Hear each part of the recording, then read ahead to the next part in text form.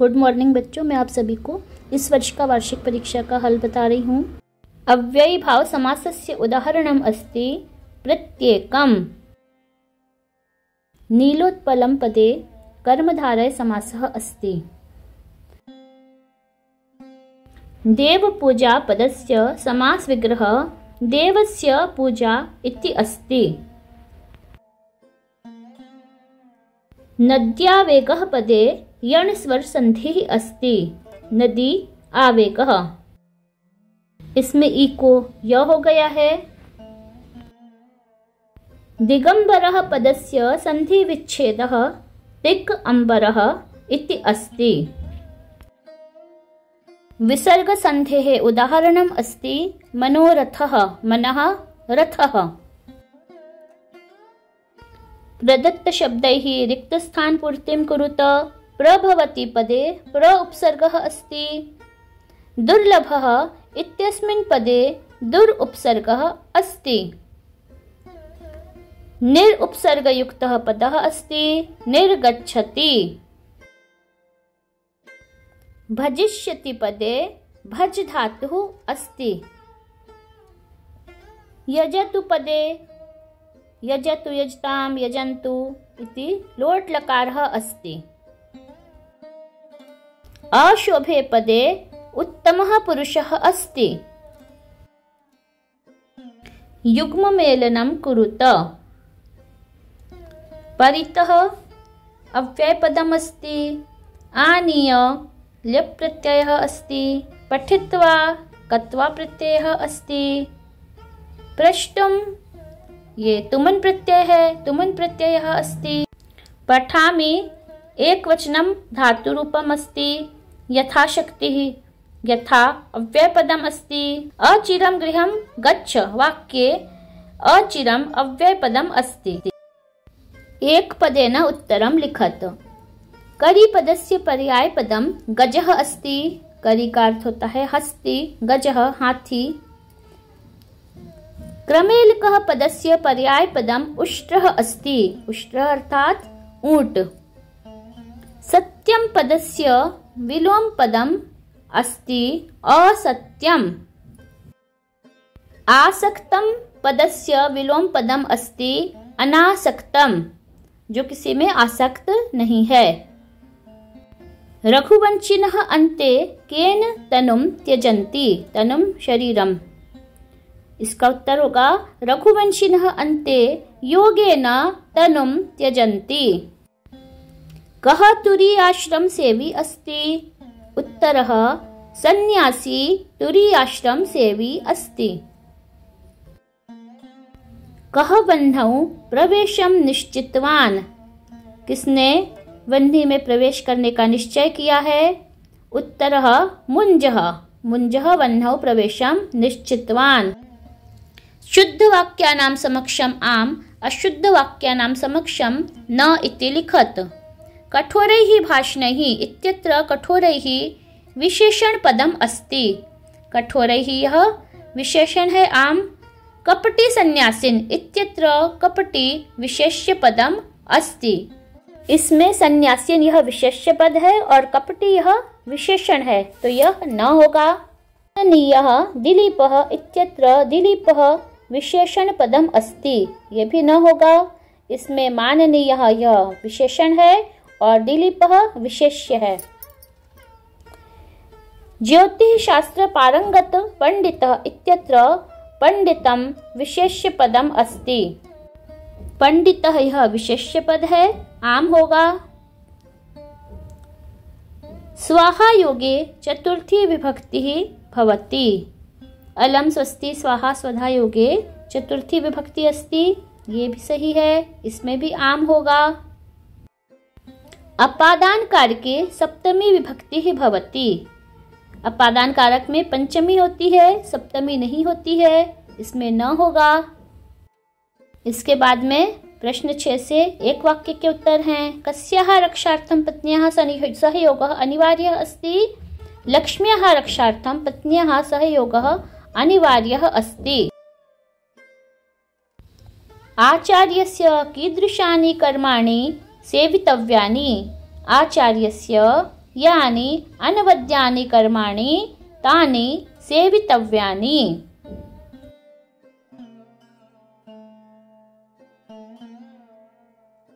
कैकेय्याः भर्ता केन समः आसीत्? कैकेय्याः भर्ता शक्र समः आसीत्। कैकेयी के पति इंद्र के समान थे। रामस्य अभिषेकः कथं निवृत्तः? रामस्य अभिषेकः कैकेय्याः वचनात् निवृत्तः। राम का अभिषेक कैकेयी के वचन से रुक गया था। कः प्रियः अपि त्याज्यः? दुष्टः प्रियः अपि त्याज्यः। प्रिय होने पर भी दुष्ट को त्याग देना चाहिए। कः कम कठोर भाषणैः तिरस्करोति? दौवारिकः सन्यासिनं कठोर भाषणैः तिरस्करोति। दौवारिक द्वारपाल सन्यासी को कठोर भाषण से तिरस्कार कर रहा था। मुञ्जः कापालिकं किम् उक्तवान्? मुञ्जः कापालिकम् उक्तवान्, हे योगीन्द्र, महापापिनो मया हतस्य पुत्रस्य प्राणदानेन मां रक्षेति। हल्दी घाटी के श्याम स्थली अस्ति। हल्दी घाटी चकित चेतक चंक्रमाणां कुटिल कुंत पराक्रमाणां अमराणां प्रियतमा स्थली नरपामराणां भयकरी स्थली अस्ति। अज्ञान विमोहिता जनाः किं विचारयन्ति? अज्ञान विमोहिताः जनाः विचारयन्ति यत् आढ्यः अभिजनवान् अस्मि। मया सदृश अन्यः कः अस्ति? व्याकरणं किं कथ्यते? शब्दानाम् अन्वाख्यानं व्याकरणं कथ्यते। अन्वाख्यान अर्थात उनकी व्याख्या, शब्दों की व्युत्पत्ति आदि जो बताता है वह व्याकरण है। प्रश्नपत्रे समागतान् श्लोकान् विहाय स्वपाठ्यपुस्तकात् एकं सुभाषित श्लोकं लिखतु। अधोलिखितेषु द्वयोः वाक्योः रेखाङ्कितपदानि आधृत्य प्रश्ननिर्माणं कुरुत। सः प्रजानामेव पुत्यर्थं बलिम् अग्रहीत। तो सः का कह हो जाएगा? कह प्रजानामेव पुत्यर्थं बलिम् अग्रहीत। महाराज शिववीरस्य आज्ञां वयं शिरसा वहामः। महाराज शिववीरस्य में रेखांकित है, तो कस्य आज्ञां वयं शिरसा वहामः। असुतः अपि प्रियतमा स्थली। इसमें असुतः के स्थान पर कह हो जाएगा? कह अपि प्रियतमा स्थली। अगला प्रश्न है, कह कम प्रति कथयति इति लिखत। त्वं तु केवलं विद्याध्ययने एव रता। कुंडला कथयति, मदालसां प्रति कथयति। एकस्य अपराधेन सर्वा जातिः दण्ड्या इति विचित्रो न्यायः तव सख्याः। ऋतध्वजः कथयति, कं प्रति? कुंडलां प्रति कथयति। रोदितव्ये काले सौमित्रिणा धनुर्गृहीतम्। सीता कथयति, रामं प्रति कथयति। सीता रामं प्रति कथयति। वासवदत्ता कस्य कवेः उत्कृष्टः गद्यरचना अस्ति? अस्य ग्रन्थस्य नायिका का अस्ति? वासवदत्ता सुबन्धुकवेः उत्कृष्टः गद्यरचना अस्ति। अस्य ग्रन्थस्य नायिका वासवदत्ता अस्ति। इसकी नायिका वासवदत्ता है और इसके लेखक का नाम है सुबन्धु। मुद्रा राक्षसं कस्य रचना अस्ति? अस्मिन् कति अंकाः सन्ति? मुद्रा राक्षस ये नाटक है। मुद्रा राक्षसं विशाखदत्तस्य रचना अस्ति। अस्मिन् नाटके 7 अंकाः सन्ति। बहुत ही सुंदर नाटक है।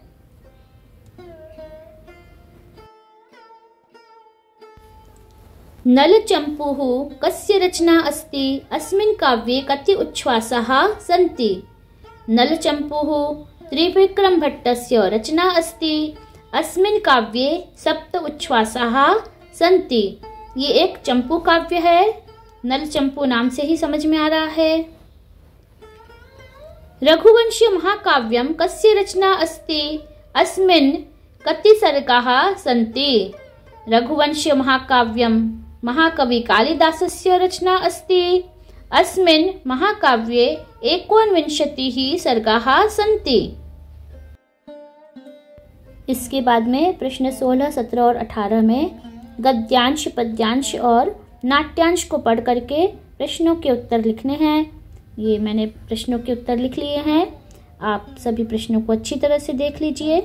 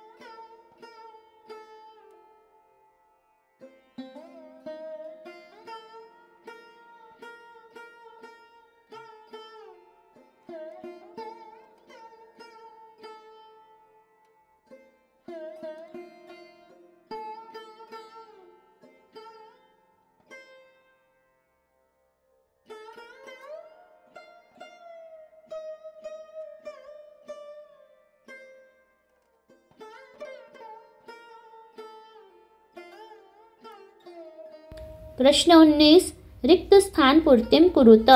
यान्य अनवद्यानि कर्माणि तानि सेवितव्यानि। पुरा सिन्धुलः नाम राजा आसीत्।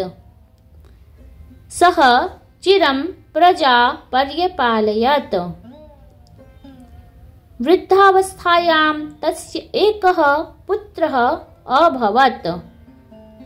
एषा वेदोपनिषत्।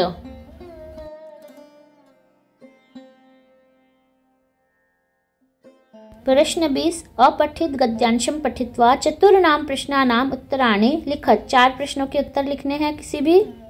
कुल 6 प्रश्न हैं।